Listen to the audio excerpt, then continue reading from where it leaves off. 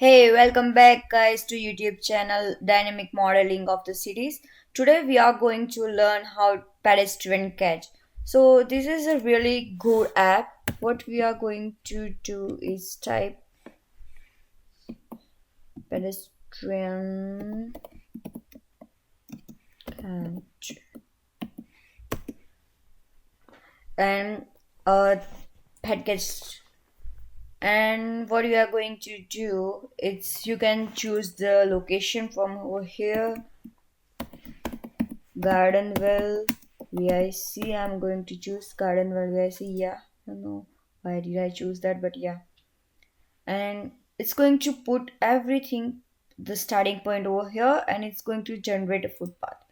As you can see, there are so many options over here. You can search the place, start the markers, set the limits, set the timing limit, which timing where you want to go, the gradients of the area, and the scenario.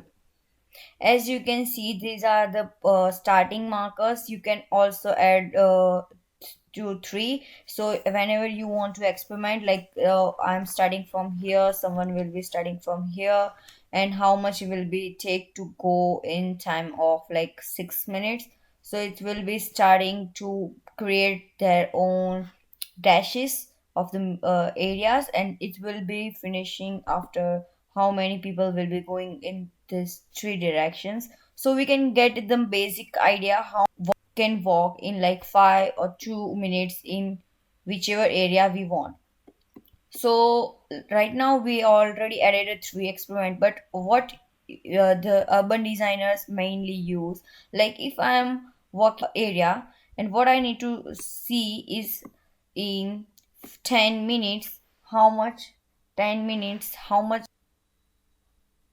in 10 minutes how much can I walk down to area, or you can just speed up the area. Like if you are not walking but cycling, then how much speed you can walk from here. And over here you can also group the areas and start. So what is it's going to do, it's starting from this point, it's going to show how much pedestrian way you can go from over here in within 10 minutes. So it's already started, and as we can see, in 7 minutes, 8 minutes, 9 minutes, 10 minutes, yeah. So in 10 minutes, people from over here can walk this around area they have marked in blue. And this is scenario, you can download it on the KML scenario, and you can also put it on the QGIS. And also you can add some layers over here, whichever pedestrian layers, whatever you want to make, and also update the scenario, and you can start it again at how the added pedestrian area will benefit from it. So this is it for this video guys. I hope you liked it. Thank you for watching this video. Please subscribe and like this channel. Thank you.